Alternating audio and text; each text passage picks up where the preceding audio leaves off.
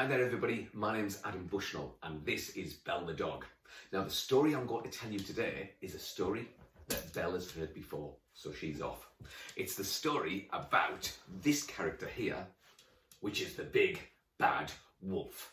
Now you might have seen big bad wolf stories before, or heard them before, or read them before, and you might have heard stories about them eating up little kids, or eating up pigs, or even big bad wolf stories where they get dressed up like a grandma. That's a bit weird. Anyway, this story is about when I met the big bad wolf. Now, what happened was I was loading up the car on my drive, getting ready to visit some of the wonderful schools that I visit on a daily basis. And I was loading the car with all the things that I try and take in to help people with their writing when all of a sudden the big bad wolf came marching up to me with a furious expression upon his face. He said to me, "Hello there, I'm going to eat you up and then steal all the nice things from your kitchen." I said, "No, wait, don't eat me up. If you want to steal the things from my kitchen and you want to eat me up, you must be terribly hungry. Perhaps I could make you some soup first." "Soup?" said the big bad wolf. "What kind of soup?" I said, "Stone soup."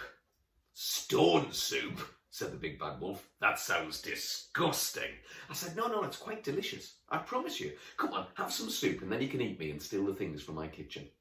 The big bad wolf said, "Aye, all right then." So he came into my house.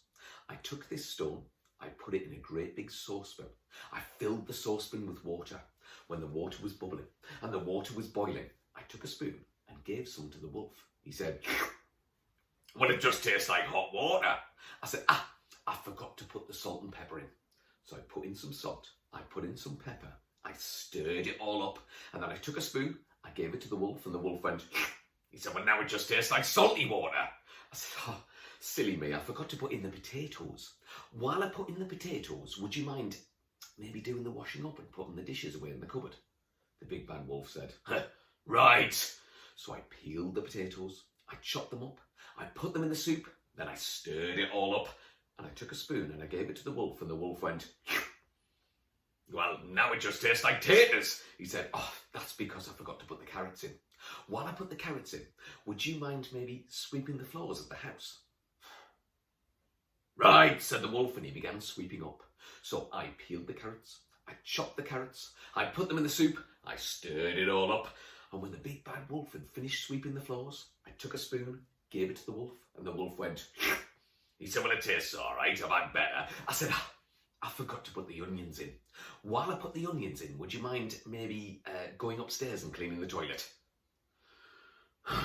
"Right," said the wolf. So he went upstairs and I chopped up the onions, put them in the soup, stirred it all up. When the wolf came downstairs, I gave him a spoonful of soup and he went, he said, "Well, it tastes quite lovely. Can I have some now, please?" I said, "Not yet. I forgot to put the leeks in. While I put the leeks in, would you mind going outside and cutting the grass?" "Right," said the wolf. So I chopped up the leeks, I put them in the soup, I stirred them all up, I took a spoon and gave it to the wolf, and the wolf went, he said, "It tastes lovely. Please, can I eat it now?" I said, "Not yet.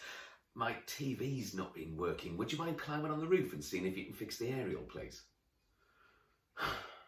"Right," said the wolf. So off he went, and I chopped up some more lovely vegetables. I put in some mushrooms and some green beans, and then I stirred it all up, and when the wolf came down, he walked into the house and he said, "I've done it. Can I have that soup now, please?" I said, "Taste it, see if it's okay." I gave him a spoon. He went, he said, "It's a triumph. Please, can I eat it now?" I said, one last thing. I just need to put in a little bit of red pepper. That'll make it perfect. While I do that, would you mind going outside, chopping down that tree, turning it into firewood and bring it in for the wood-burning stove?" "Right," said the wolf. So I chopped up some red pepper, I put it in the soup, I stirred it all up.